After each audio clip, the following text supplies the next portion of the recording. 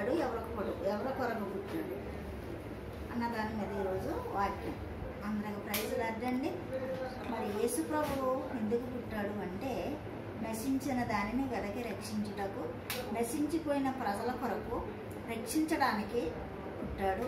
పుట్టి మానవ రూపంలో వచ్చి ఆయన ప్రాణాన్ని పెట్టి ఆయన రక్తం ఇచ్చి మనకు విమోచన రక్షణ భాగ్యము ఇచ్చడానికే ఆయన మానవ అవతారముగా నరరూపిగా వచ్చి ఉన్నాడు.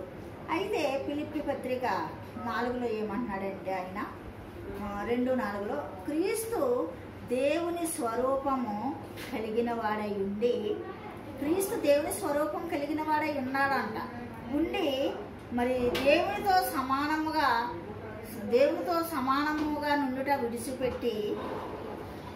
విడిచిపెట్టకూడని భాగ్యము ఎంచుకునేను. అంటే తండ్రితో సమానముగా మరి విడిచిపెట్టని భాగ్యాన్ని ఎంచుకున్నాడు ఆయన. ఎందుకు? కుమారునిగా పుట్టాడు కాబట్టి, నశించిన దాన్ని వెదకి రక్షించడానికి పుట్టాడు కాబట్టి, దేవునితో సమానముగా మరి స్వరూపము కలిగిన వాడై ఉండి దేవునితో సమానముగా నుండుట విడిచిపెట్టకూడని భాగ్యమని ఎంచుకొనలేదు. అయితే మనుషుల పోలికగా పుట్టి దాసుని స్వరూపము ధరించుకొని తన్ను తానే రిక్తునిగా చేసుకునేను. మనుషుల పోలికగా పుట్టాడు, దాసుని స్వరూపం ధరించుకున్నాడు. దాసుని స్వరూపం దర్శించుకొని తనకు తానే రిక్తునిగా చేసుకొని మనల్ని రక్షించాడు. అయితే యెషయా 42:1-4 అయితే ఆయనే సేవకుడుగా వచ్చాడు. ఎందుకు వచ్చాడు? సత్యాన్ని, న్యాయాన్ని స్థాపించడానికి ఆయన సేవకుడుగా వచ్చాడు. ఆ అపొస్తలుల కార్యాల్లో కూడా క్రీస్తు పరిశుద్ధుడైన సేవకుడని రాయబడి ఉంది. ఆయన పరిశుద్ధమైన సేవకుడు, పరిశుద్ధమైన మాటలు చెప్పాడు, పరిశుద్ధమైన వాక్యం బోధించాడు. కాబట్టి పరిశుద్ధత మనకి అనుగ్రహించడానికి ఆయన వచ్చాడు. ఇంకా చదివినట్లయితే నేను మీ మధ్య పరిచారము చేయువాని వలె ఉన్నాను. మనుషులకు పరిచర్య చేయని వాని వలె ఉన్నాడు. అంతేకాదు మనుషుల్లోని దుష్టత్వాలను మళ్లించి విమోచనను మనలకు ఇచ్చుటకు ఆశీర్వదించుటకు యేసు వచ్చాను. మనలో దుష్టాత్మను తొలగించడానికి, విమోచన రక్షణ భాగ్యం ఇవ్వడానికి యేసుక్రీస్తుగా ఆశీర్వదించడానికి ఆయన వచ్చాను. అంతేకాదు మరి యేసు మనుషుల పాదాలు కూడా కడిగాడు ఆయన కదా.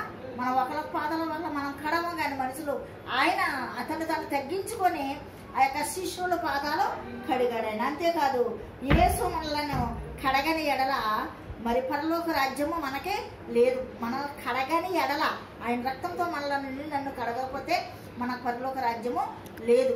అందుకు ఈ కార్యాలన్నీ చేయడానికి ఆయన మానవ రూపముగా మరి లోకరీతిగా మనలను రక్షించడానికి ఆయన వచ్చాడు. అంతేకాదు ఇంకా ఏమని ఉందంటే మరి ఆయన యేసు పరిసారము చేయించుకున్నటకు రాలేదు, కానీ పరిసారం చేయుటకు వచ్చాడు.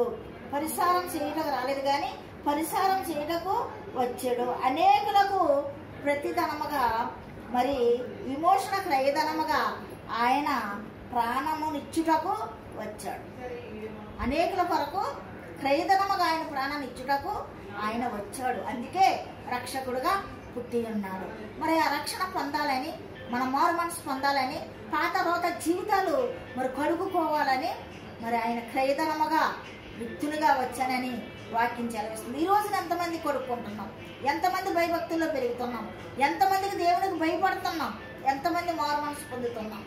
మనలను మనం పరీక్షించుకొని మరి ఆయన ఎందుకు వచ్చాడు, ఎవరి కొరకు వచ్చాడు అన్నది మనం ఈ వాక్యాన్ని ధ్యానించి మనము పరిశుద్ధులుగా నూతనాత్మ కలిగి, నూతన శక్తి కలిగి, నూతన స్వభావం కలిగి, నూతన జీవితంలో జీవించాలని ఆయన ప్రాణాన్ని పెట్టాడు. కాబట్టి ఆ రీతిగా మనం అందరం జీవించాలని యేసయ్య కోరుతున్నాడు.